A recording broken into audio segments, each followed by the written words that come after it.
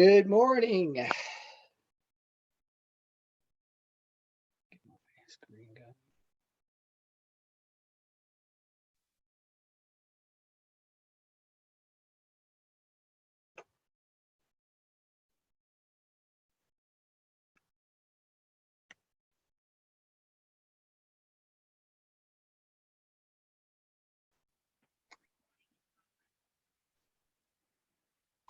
Good morning, you guys. I'm going to let a couple more people join here. I had it set to, waiting room mode, so it's a little bit too late to change that. So I'll be admitting people as they come in, so I may have to pause a little bit from time to time. So I'm going to actually start recording this too for folks to let you guys be aware of that.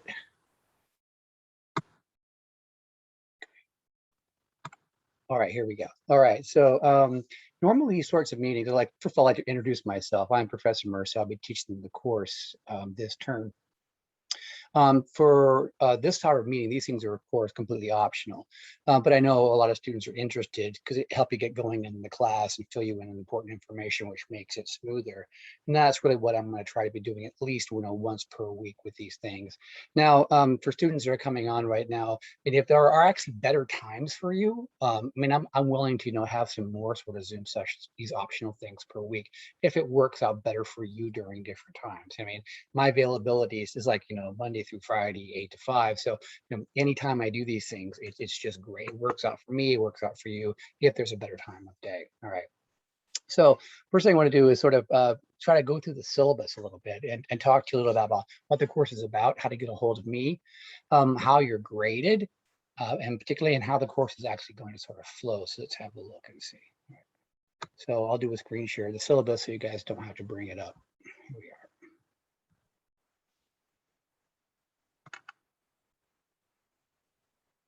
All right, so here we go. Here's our syllabus, our course syllabus. So, all three of my labs, I run 3 labs per term, run exactly the same way. So if you know people in other labs, it's great too, because you can get to talk to them about the same sort of information and flow. That's why I let you guys, you can choose which lab you want. It doesn't really matter. So this lab ends on December 12th, which means all the stuff that you've got, all the final due date for all the material is on that day. So just remember that December 12th. I usually have like about a week grace period because they give me another week to actually turn in the grades. So if things really go wrong and something, the sky falls on you and you can't get everything in at that time, just let me know. And we can work out ways, that you can get the assignments in on me so I can get them graded in so you can get a good grade in the class, so that's it. But try for that target due date. Now, as far as getting a hold of me, I mentioned this in some of the introductory videos that I've done, but I really want to reiterate my availability. Okay. So it says I'm available Monday through Friday from 9 to 5. Yeah, that's pretty minimal, right? So, I'm available in the evenings too. It's just, I can't guarantee, I can take your call or your text. We've got family stuff going on and responsibilities, but it doesn't mean that I would be mad like you call me at 10 o'clock at night. That has nothing to do with it at all, if I'm available or not. So if you guys get off work, you're working in the evenings and you're studying for an exam, need help with it. Yeah, the evenings are fine, right? So you can try, you can always try, but I will guarantee 9 to 5. I carry my cell phone with me all the time. And that's for my voice text. It's really good to sort of put that in your contacts, at least for, this term. It's always good to have that number. Now, the next best way to get a hold of me is through the Canvas Messenger. And one of the reasons is that only students use that. It's not used by administration. So when a student gives me, a thing, I have it on alert so I can see it on my phone and I can go right to the inbox here, and return your questions or your concerns. Now, if you use the campus email at the dvc.edu, I'll get back to you. But the issue is I get tons. I'm on so many of these college committees doing stuff. They get so much, email. They have to keep going through one, going to the other, going to the other. By the time I get to maybe you, which could be an hour or two later, so it will cause some delays, but I'll always get to you. So that's sort of the third way, but it's not always the best way. All right. So next, there are the Zoom office hours. Technically, this is an office hour, and I'll tell you why we've had to do it this way. The university, the college has sort of thought that, when you design a course or when they tell the students it's completely asynchronous, completely, online, no face-to-face meetings, that you just have to teach it that way. And I thought that's kind of dumb because students really will, benefit, from a face-to-face and answering questions and, me bringing stuff to life in more real term. And they go, nope, the only way around it is that if you hold lectures during your office hours, And when I hold that lectures during my office hours, but bam, then I don't violate any sort of agreement, and it actually helps you too. So welcome. We have somebody else joined in here. I'm sorry for actually putting you in the waiting room. I'll have to change that setting next week, so you'll automatically be admitted. All right. So welcome, Nimra. Sorry, I was just getting some basic introductions to the class. And one, we're just sort of outlining how to get a hold of it, which you can see in the course syllabus there. Those are the basic ways. And voice text is usually the best, but also Canvas Messenger is the second, with email being the third. Well, next, I was talking a little about our regular Zoom meeting times will be from 9 to 10.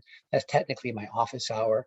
That's really the only time I'm allowed to do this, but I figured it would be a better use of my time if I got everybody together and talked about the material. But here's the thing, that anytime you guys want to get a hold of me, like by Zoom too, I mean, just hit me up with a text and I'll send you guys a link. Bam, we'll be right on Zoom and talking about the material that you're doing. If you in the labs that you have is something that's confusing, you want to screenshot to show me what's going on, I can help you. Or even the project, we have a single project which we're doing, that I can actually help you construct that. So I'm always going to be available by Zoom, and it's really a lot of fun. So just send me a quick text, I'll send you the link, and off we go. I can do that in less than 5 minutes, right? So don't forget about that. I'm always going to be here for you guys, right? So now, when the next section of the syllabus talks about a communication plan, really I've outlined it, right? How you're going to get a hold of me, but there's ways to get a hold of each other. Now, I'm going to be leaving the a chat as well as the people section open, the tabs on your Canvas browser. So you can chat with other people just by bam, if they're online, you can talk about questions. You can see the people in the class, maybe find people that which is always great. You have instant connections right there, and you can collaborate on stuff all the way throughout the entire class. Your project and your labs, it doesn't matter with me, right? It's all good, except for the quizzes. You guys should actually do those on your own. I'm not going to be policing you. I know these professors have these little cameras that watch you when you take exams and stuff. I just think that's so invasive and terrible. I don't do that sort of stuff. I'm just going to hope you guys will be honest about it. All right. So also, what can you expect? I'm going to put out a couple of emails per week. You already got a couple of emails from me this week about critical information, timing of quizzes coming up, or something you should be doing, or reminders about stuff. That's the kind of stuff you're actually going to be seeing from me, and you'll see 3 to 5. I'm not one of these people that wants to blast out emails every day. I think that's just sort of ridiculous. And you never know if it's serious or not, so you sort of blow it off. So if it's there is a reason for it. Okay? I don't just send trivial stuff sort of out there. All right. So let's talk a little bit about the rest of the midsection of the website is all about how to find help. If you haven't used Canvas a lot, there's a tutorial series here, but here's the best way to use Canvas is me. I just spent all my life, working on these sort of platforms. And I was also an infrastructure engineer for Microsoft for a long time. In my previous career, I worked for IBM for years as a colo manager. So as far as technology is concerned, I really understand it very well in this platform. So if you have any issues with this stuff, and just hit me up right away and I'll get it corrected for you. And if you can't get a hold of me, I would use campus support, right? But this will give you a basic overview. So, and there's a number for campus support right there, direct number, as well as the email. So you can hit them up right away if there's an issue, if you can't get a hold of them. All right. The rest is about student resources. Here's the interesting thing about, we're running into a good sort of a period in the college, while we have decreasing enrollment for some reason, it just goes in fluxes like this. Not so much with financial aid. Financial aid is actually pretty good now. I mean, we're doing pretty good. It's just a matter of you going out there and contacting these people. And you'd be surprised what you might be qualified for. There's this extra money laying around. So, hit up financial aid, hit up CalWorks, hit up all these things to see what they can actually offer you. And there are all the links to it. I just spent like 5 minutes doing that if you want to. Now, for disability support folks or the DSS services, if you're a DSS student, you can go ahead and let me know. I get emails from the DSS about your special needs or whatever you need. But you can also, if you're worried about it, just send me an email and I'll set things up accordingly to what you tell me. I don't have to wait for the DSS people to get a hold of me. I believe everything you say, because I really believe people are honest, want to be. So just let me know what your needs are going to be this semester, and I'll have it set up for you. All right. So let's get down to the course itself. All right. So, here's the deal. When I say, it's a laboratory series, laboratory really entails, being in classroom, handling, stuff, right? In the online environment we're having right now with COVID, it sort of precludes that. That's just sort of the way that it is. There isn't a whole lot of hands-on stuff you can do. But what I try to do is supplant that with activities for you, which I think are constructive and fun. right? So, this is the best we can do, barring you guys having to buy all these models and stuff, which in my lab, like these casts that we have, these are hundreds and hundreds, even thousands of dollars each that we have to purchase. So there's no way that we're going to be able to handle a lot of stuff, but the activities will sort of compensate for it. And really the job of this lab is to let you see sort of how people in our discipline and professionals will do their job, how we actually investigate the past, how we investigate human origins and human evolution to get an idea about what it is to be human, right? In a sort of a deeper sort of way. Now, secondarily, because it's an online class and I can't do the inline class things, I really do design these courses to help you do better in the lectures if you're taking a lecture course. And here's the reason why. The lab is 1 unit, lecture's 3. So where's your GPA going to come from most? If you do well, it's in the lecture. So if this 1 unit lab will help you score better in whatever lecture courses that you're taking, then bam, I think we've hit another good target goal, right? So there might be some information overlap with what you're doing in lectures, and it should be that way to help reinforce it.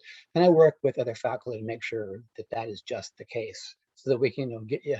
If your goal is that we want to make it doable, right? We don't want to make it impossible, we make it easily doable. All right. So I don't want to read that whole section for you. You can if you'd like to. All right. What I get down to is what you need to have for this course. So really, the only requirement that you've got for the laboratory series is this one book right here by Robert Hazen. I saw it for, I think, $12. I think in one place off for $7.28, right? So it's actually pretty cheap, and it's one of the reasons I chose it, right? I mean, textbooks are expensive. But when I was going to school, like I was a community college student back in the 1980s, or my first course, I'm so old, was in 1981. And, I was paying like 69 cents for books like this. A big expensive textbook would be like $7. Like, oh my God, that's $7, right? And gas was 68 cents a gallon. And I lived in Palo Alto and I paid about $210 a month for rent. Yeah, I know, right? Things have changed a lot. So we, because of the skyrocketing prices of everything, we're trying to like hold this stuff down, right? And I think this is a handy little book, and it's going to be, coming really handy for you during the class to really help you learn, right? The rest of the material I'm going to provide for you. In the labs that we do, I've got permission from people who write these books, to put that stuff online for you. I've actually copied it and placed it online for you to use, so you don't have to buy a $180 lab book, which is just killer, right? Right now, the next books in here. One is recommended but not essential, which you can see it there. And it's called Prehistoric Life: The Definitive Visual History of Life on Earth. That can come in handy when we're doing our bigger project or Earth Timeline project. But here's what I found, realistically, by sampling students, by asking students that work with the book and students that haven't had the book, right? And the students that have the book say, I can find that stuff online. I just look it up. All the pictures come up and all the information. Yeah, the online world is becoming so sophisticated now that getting any information that you need, especially visual stuff, to maybe do a project in the class. We'll do a project in class. Makes that trying to get that book maybe superfluous, right? And with a hard copy book like that, if you need those images, you literally have to, photo them, then transfer them and put them on a PowerPoint or whatever you're going to do. But if you have stuff online, you can just cut and paste in place and build it faster. So for those of you who just like to have something in hand, versus doing work online, yeah, that book's not a bad one, right? It's okay, but it's not essential whatsoever. Right. Additionally, there may be a reading or two, a small short paper that I think it might be interesting about lab techniques that I'll place on there in PDF, so nothing you actually have to buy. Okay, all right. So grading, I think that's important to figure out, how you're going to be graded in the class. So this is it. You have one project which you do, which is not even due to the end of the class, and it's worth 60 points. And it's called an Earth Timeline project. And basically, on like PowerPoint or whatever media you want to use, Word, or even put your paper at home, which you can photograph and send to me. You're going to be doing a timeline of Earth. Since Earth's, inception and beginning, the changes that have happened in Earth, leading to the arrival of humans, right? What is our evolutionary sort of tick the line, and what are the reasons for it? And they're going to do a little pictorial history of that with little annotations. And there's a 60-point project. In the module 1, there is a section on the Earth Timeline project, building. You can go right there, and there are many examples. I'm going to place more examples today of student timelines. So it won't be a mystery. You'll see exactly what everybody else has done. And you can do it like they have and put your own little flair in it. So it won't be a mystery. And also I'll put a rubric there on how it should be done. And all my lectures gearing up for the next couple of weeks will be in helping you complete that, giving you plenty of notes so you know exactly what to do to hit the target grade that you're really interested in. And that's really what my job is just show you that path, like do that, connect those dots, there's your grade, right? And I want it to be just that easy. And for those of you that, Mercer, I just want a B, fine, well, we'll connect us to get you a B, okay? So a lot of times just let me know what you want, and I'll tell you what to put in and how to do to get the grade that you need. All right. Now the rest of the points are going to be coming from two things: laboratory assignments. There's 9 of these, right? Now the laboratory book has 15 laboratory assignments in it. So what I did was I took 6 away, right? And they're worth 10 points each, so 60 points. I took 6 out. That's why we have an Earth Timeline project. That's where those 60 points are at. Now, I took those 6 assignments out of the lab book because they were the worst ones. They were the ones like, I don't think students are going to like these. I don't like them, right? So I took the crappy ones out and gave you something fun to do, right? To sort of balance that and give you sort of a project you can be a little artistic on, right? Now, the laboratory assignments don't entail a lot of work. They're going to take about an hour each, okay? They're not these like 4 to 5 hour labs with all these write-ups you have to do. I don't want that. I don't want that for you. You got too many other classes going on. I just want them hard hitting. We can learn a concept and move on, get into your other courses, because this is only a 1-unit course. When I was a student, here's the thing: is my first degree was in biochemistry from Davis. I had labs in biochemistry, 1-unit labs, that killed me. I was working like 20 hours a week, and I swore if I ever became a professor, I would never do that to students. 1 unit means 1 unit, or give me 6 units if it's going to be a 6-unit class, right? So you'll find many of these lab assignments, very simple and breezy to sort of get through, about an hour, but it give you a rough idea of the concepts which should be delivered in a basic introductory course, right? Next, your points will be coming from 4 quizzes. Okay, so you have little multiple choice quizzes at the end of each of the 4 modules. Okay, and they're worth 30 points each. And generally, they're just 15 questions, right? 15 multiple choice questions worth 2 points each. Here's the way that I run my multiple choice. I give you 4 choices, not 5. And the 4 choices, you're never going to see A, B, but not C, or all the above, but not D. I think that the mental gymnastics and that kind of stuff is ridiculous. I don't know why people do that on multiple choice. I have no idea. But they're pretty, it's like one answer or the other. It should be clear to you if you've done the reading or done the labs. Okay, and that's what students have given me the feedback so far, and that's what the most heartwarming thing about my quizzes. All right. Additionally, I'm going to have some extra credit for you to do. You're going to see at least 1 10-point extra credit, and extra credits are usually viewing assignments. You'll get to see and view something and respond to it in a way, right? In a sort of a critical way, and hopefully it'll be a fun reading to you. Now, if I find that that maybe the course points are starting to be go down for some reason, whatever is happening, I'll throw more extra credit for you, right? And what I try to do with that is I make sure at least the initial material that I get feedback from the grade-wise is at least an 83 to 84%. I want that to be the average, right? Now, if it dips down sort of below that, I'm just going to throw extra credit for you so I can make sure that we get our target in this class, right? And that target should be about 45, even to 50% B. 50% was my summertime. I don't know. Those guys are brainiacs. It was awesome. 50% got B's, and 31% of the class got A's, right? And very, very few below. Normally I'll get something, like about 28 to 30% B. Actually, at the little typo there, the A's should be a little bit lower than the B's. I have to change that. Normally I get about 25 to 28% A's, right? 45% B's, in the course, and the rest below. Now, reason for below is people generally just sort of don't show up anymore. And I think people are getting more lost in the online world, or so many things happen to them, life events and stuff, that they walk away, towards the end, and I only have so many points to grade by, right? Even I try to put out my feelers and my emails, where'd you go? Come on, let me help you get the points in. And people don't show up, and that's why my grades should go down to the C's sometimes, right? So just try not to do that. If you just stay with the course, you're going to probably at least get a B no matter what, and put a little effort in and pay attention to what I'm saying on some stuff, and then an A will be the window too. All right. So I grade on a points, right? So accumulated points that you get. So be careful about all these assignments, these average on your assignments in and the Canvas window, right? So you say you get a 90% on a 2-point assignment, you know, and 90% on a 20-point assignment. And if this is your average on assignments, no, not really.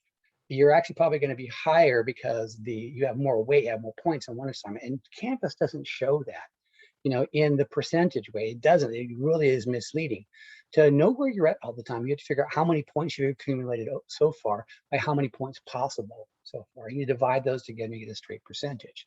But if you're looking for total points in the class, it's 270, right? That's without extra credit. So to get an A in my class, you need to get 243 out of those 270s, right? Well, sort of. If you're close, if you're 242, 241, maybe 240, whatever, and you've done all your work and you try with your extra credits, and I see you've done everything you possibly can, will I deny you the A? Of course I will. No, of course I won't. I will give you the A, right? Because, in all grading, there is some subjective value to it, so I always give the students sort of benefit. But, if you had something down around 220 points, which is sort of the mid B, I can't move you to an A, reasonably. But if you're close to the horizon, I always will. You can count on, you can see your points, so don't worry about that. And I'll also let you know if I'm going to bump you up too, or you can communicate with me. All right, so adds and drops. Here's the thing, the most important thing is to look at the official last day to drop the class. And what I mean official is without a W. So if you guys that want to get out of a class or are not sure, this class or any other class, try to get out without a W on your record. It won't show your GPA, but that W shows withdrawal. And if you're interested in going to a competitive institution, they'll hold those against you. They actually will. I mean, when I was at Foothill College and I had a really good GPA because I would get to a class the final day and I would make sure if I'm not going to get an A, I'm going to drop this class. And I dropped like 18 classes, right? And I had 18 W's on my record, but I had a good GPA because I did it. Then I tried to apply to a Cal and they turned me down. So I talked to the admission desk. What the heck happened? I thought I would be okay. The minimum requirements, I was up there. No, the W's, you're a big risk. In other words, it takes longer for people who withdraw a lot to get through school, and that costs them money, which they don't want. I realized, oh man, they're doing it from a business perspective. So try to minimize your doubles, particularly in your last year of a community college, if you want to go to a competitive institution. So a lot of time your counselors don't tell you that, but I wanted to tell you that. So you'll be careful, don't make the same mistakes as me. It's my job is sort of prevent you from making the same mistakes as your elders. All right. So course policies, well, without being, face-to-face, it's hard to have interaction policies, right? Normally we would have open discussions about stuff, concerning the physicality of humans, and it can bring up a lot of conflicting ideas about what it is to be human. My thing is anytime we interact, just show absolute respect for other people. That's it. That's the only requirement, just like you would, at a dinner party where you're at, this normal, interaction, this pleasant is all we want to do. All right, so for late makeups and stuff, here's the deal with late makeups. Yeah, we'll give you late makeup exams. You don't have to make an excuse. It can be, I was too stressed out, I couldn't study, I don't know what the hell's going on with my life, Mercer, forgive me, whatever, that's fine, right? Or you can have a tragedy, it's fine too. The reason I want you to try to take your exams as fast as possible if you miss an exam is so you don't get behind. Because if you're trying to study, for a new material and still try to, grasp the old material, that means you're always going to be behind just a couple of steps and not do well for the rest of the course. So if you can't take an exam on time, let's try to get it done with the first couple of days, right, of that as fast as you possibly can, and stay in contact with me too about it so I know what's going on. And just be honest about it. And plus, when you tell me man, Mercer, I'm so behind in studies, I don't know what the hell's going on, that means I can jump in and help you, right? It gives me a cue point to say, okay, that student needs help because I got to rescue to make sure you get a good grade in the class. I'm not going to leave you behind, okay? Right? So stay in contact with me. So our schedule, we're not going to concentrate so much on all the other modules. Just look at what we're going to be doing in the first module, okay? In the first module, we're not going to have any lab work to do, right? So in my courses, I like to start out easy. You're coming from the summertime, start out easy, the work curve gets a little harder through October, right? November, and then it starts coming down again. It comes down again through December. Why it does that is because other classes work sure start going up towards the end. You have papers due, you have math finals, you have all this hard stuff you got to do. The last thing you need to do is have a lab sitting on you that's demanding, right? So to complement that, I bring my work down out of the middle, the rest of it goes up for the rest of the college, and it should be okay for you, which means the middle is a little bit more work, okay? I've just sort of gone off rhythm of the class to sort of complement it that way is my strategy for our students. Okay. Right. Now, what we're going to be doing at first is easy sort of start. Really, it's a lot of background reading. One of the things that we really need to understand is, how life is established. We're life. The idea is when we're talking about the anthropology, the descent of humans, we can't just begin it, 100,000 years ago, 3 million years ago, 5 million years ago. We really have to understand, how we've arrived in this form, right? I mean, how is it that we're similar and how is it that we're different? But similarities can only be gained by going back in deep time, right to when we were in unison, right when life began. Figure out where it was and how it was, the advent of organic beings. And then looking at some of the basic processes that led to the differentiation of life and check our line through time. That's the purpose of this, first couple of weeks, to track our line through time and get some process to it. What happened? What were the ingredients necessary to propel life into all its forms? Now, we can't track all the different forms, we can't. But why this? Why that? We're going to stick with our line, the line leading to humans. That's the anthropology of it. Now, if this was something like a paleozoology course, you'd have to track all the different lines of life going out. And that's kind of a woolly sort of thing to do and a very daunting thing to do. That's not what we're going to do. Okay. So we'll keep our eye on the prize, which lines were leading just to us. So I've chosen this book, Life's Rocky Start, for a couple of reasons. One, now Robert Hazen is not an anthropologist.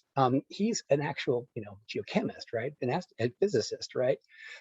But he demonstrates that, so much of what we do in the world in science now is collaborative efforts. There's so much cross-disciplinary efforts going on to trying to understand, the arrival of life and humans because we're incorporated into it. People used to see humans as being this distinctly separate thing, right? And that's why this science called anthropology sort of rose, right? And then you have all sorts of separate lines for other individual sort of disciplines, but nothing like anthropology. Anthropology really just tracks, right down to the species level. I don't know of any other study that tracks down to the species level. I mean, the herpetologists study reptiles, right? Avians study all of birds, but not one species of birds, right? So we're such a minutia, right, of just one sort of line that it's sort of unusual for this to sort of happen.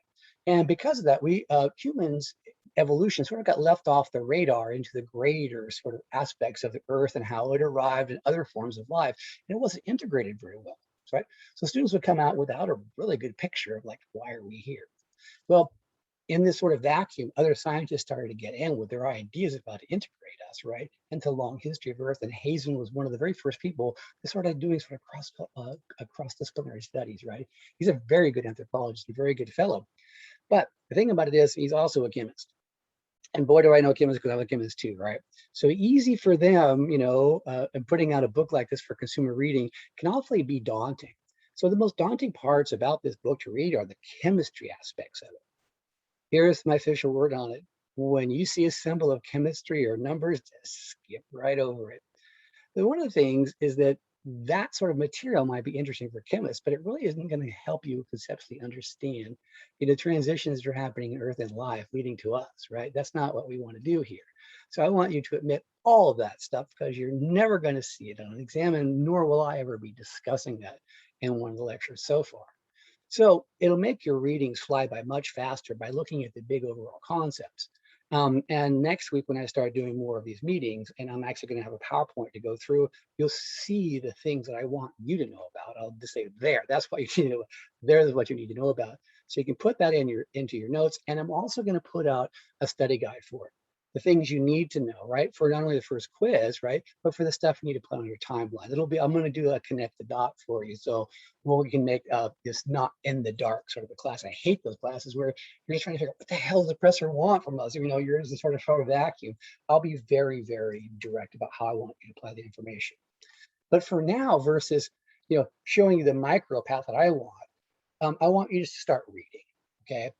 So you can take it in, then we can go back and talk about focusing on what you want to do. Because if I say that right now, what you focus on, you'll eliminate everything else, and it will prohibit a lot of learning. That's just my strategy for you. Now, additionally, this book has a companion video. It's in module 1. It's called Life's Rocky Start, and we'll look at that in just a moment. Okay, we'll go to the modules, but I want to explain the rest of what you're looking at here first before we go and have a quick look at the modules. All right. So as you move down, really the stuff in module 1 is information to help you complete the Earth Timeline project, right? And it really explains sort of our line. You know, where we're talking about vertebrate paleontology, the appearance of first terrestrial animals, right? Which was our line? Which were the first terrestrial animals, right? And which of those lines led to us? You know, where is grandma back there, you know, 500 million years ago? And how do we know that? And what were the changes in the environment, the key signals leading to that? What were the changes in Earth and propelling our evolution sort of forward? And we're going to get down to sort of the arrival of the first complex animals and the understanding of that by the time we get down to the end of the first module. And that will be our laboratory quiz 1, just basically on that material only. Okay. Now, as we get into module 2, we're going to make a different transition. And I'm not going to go into detail, but I'll give you a quick look at what happens. Okay. In anthropology, we have the 2 basic lines of evidence that we have for things happening in the past, or the 3 basic lines. Okay? One is the fossil evidence. Now, what do we have that's, you know, permineralized? It's actually bone or teeth being replaced by rock, you know, fossils. You know, impressions are left, you know. What do we have to study the fossil record to see the transitions that give us evidence for what's happening with life on Earth? Changes in the geochemistry. The Earth has actually changed its chemistry because of life, right? Life gets inculcated back into the earth and rocks and mineral processes. And how can we study that to understand what's going on in these transitions? That's number 2. And number 3, right here in module 2, some of the genetic aspects of it. Right? So we can deeply explore a path, like you guys already see, you know, advertisements for Me23 and all these DNA testing sites, so you can figure out your lineage and your ancestry. But we're going to do something very similar to that, but in much deeper time. Instead of like, you know, who your ancestries across Europe, Asia, across the world is, we're going to figure out where our species began at, right? You know, and even further back than that, what are we close to? What sort of genetic similarities do we see?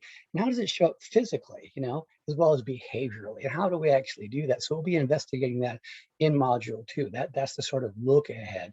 And that's when we're going to start utilizing the labs themselves that I have made for you, right? And that's where we're actually going to start doing the labs at. It won't come until after Lab Quiz 1. So you've got a pretty good, you know, period here of just sort of reading and doing background information and maybe getting going on the Earth Timeline project. All right.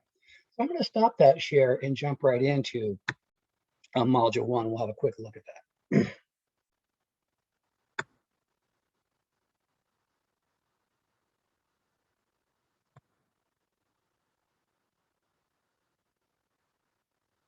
All right. So here's what I do over here in module 1. In all the modules, I release them 1 module at a time. And here's the reason why. I learned from experience in my life.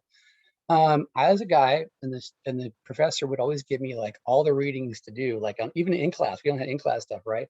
I would do everything. Like when the first 6 weeks, I would do everything. But then when it came to actually taking the first like test or quiz for the very first stuff, I forget it. I get too far ahead.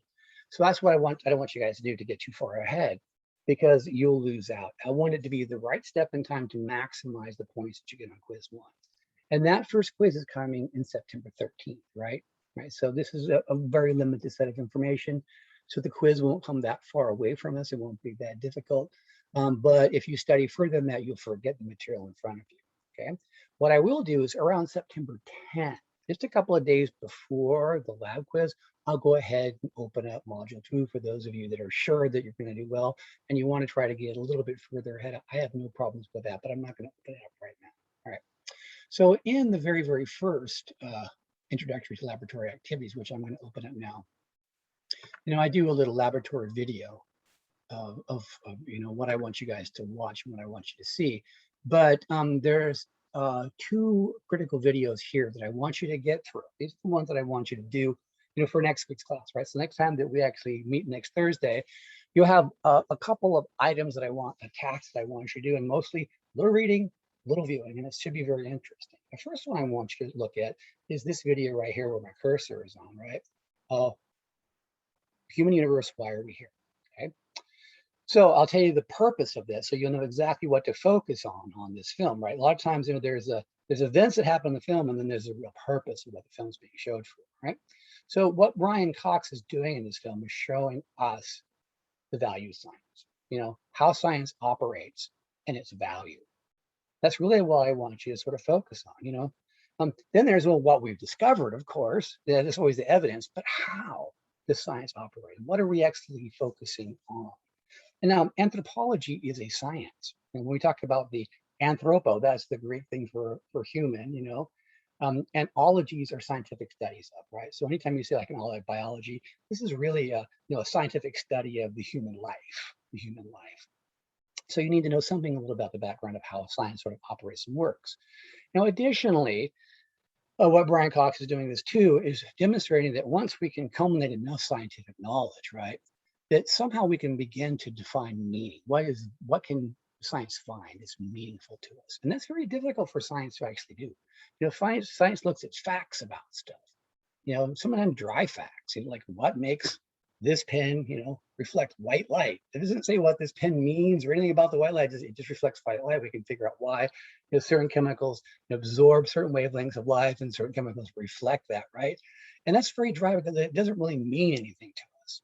Well, in this film, we're going to see how science accumulates knowledge to maybe answer some big questions that can be very meaningful for us.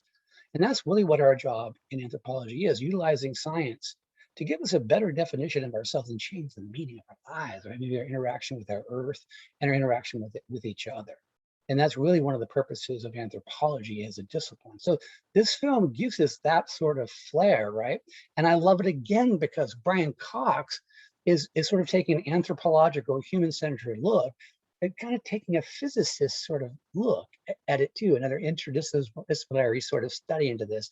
And he's really quite entertaining, and I think you'll enjoy the film. Right? Now, there is one thing that was wrong within the film, and I'm still sort of in argument with Brian Cox about it. I know him. I got to meet him a couple of years ago. He came here to do a lecture series. I grabbed a quick 20-minute lunch. He gave me that. I spilled out what my problems were, and I was vindicated about what I saw that was a glaring error in the film. And there are a few words on what those words, what that conversation was about. Save my little video until you watch the real one first, okay? The next one I want you to look at is this one, Life's Rocky Start. So the guy there you're looking at, and that's the guy that wrote this book. There's Robert Hazen. You see, that film is the companion to this book. Really, that film is a summary of this book, right? So what better way, to summarize what's happening here than the film that he did? So a lot of students say, well, Marcia, why don't we just have the film instead of having the book? Well, for doing your Earth Timeline project, you don't want to watch a film and try to rewind and pick up what he's saying. You want to have it right here, right? The solid, reference information, so you can pick and choose and want the annotations that you want, right? So it's always good to have a nice hard copy too, and it's cheap, right? And there's a little bit more in depth that you get out of this book, and some things he misses in the film, but it's a very good way to start and prime yourself. So before you really jump in and do the reading here, watch Life's Rocky Start, and you'll also get an idea, Hazen's personality. Now, I have a little story about Hazen. He is a prof down at Carnegie Mellon University, and I went to University of Pittsburgh, and I ended up working there for a couple of years during a time in which Bob's down there is Bob Hazen, right? And he's a character. Oh my God, man! Like when things would be happening in his lab, they would like shut that wing of the physics down because they didn't know if they're gonna blow stuff up or not. And he come running out with his lab coat across the street, running these experiments to make sure the high pressure machinery didn't go wrong. And he'd be out there with like, clear away, people stay away. He's just so amped out and dramatic about stuff, but he's fun. He's a really great character. And I do hope you enjoyed this sort of series. Okay, now, thing is that to finish this, there's a reading assignment, okay? Now, realistically, I say get to page 101. Okay, so that's kind of like wishful dreaming, right? I know you guys aren't gonna get to 101, but if you do, there he is, there's your silver star for the week. I anticipate you guys are gonna have that done. Okay, have that done. And skipping all the chemistry stuff. But that's all you have to do is just watch the videos, pie in the sky, hit 101, fine. But if you can get half that reading done, you're still going to be in very good shape. Because next week in this discussion, what I'm going to be doing is I'm going to have my own PowerPoint. that's going to explain what's happening, in the first section, at least the first 50 to 60 pages of that book, and point out the important stuff, and then give you examples of how you can take your own notes and annotations and move those and start doing a construction of an Earth timeline. And I'll start one of the timelines for you, and you can work with me. So step by step, you'll see what's happening. So we can start it in the beginning, so you don't have any rush at the end of the class. Okay. So for today, that's really all I wanted to do. I don't want to overload you guys, and I think after you do 40 minutes anyway, I think that's a lot for a basic introduction. So what I like to do is, all three of you guys are here, which is great. Normally I have one or two because these are optional meetings, but what's good is you guys get to sort of be the spokespeople for the other part of the class. So generally any questions or concerns that you guys have are going to be shared by like 50 other people. So do you guys have any questions or statements or things you want to know about, or anything you're thinking?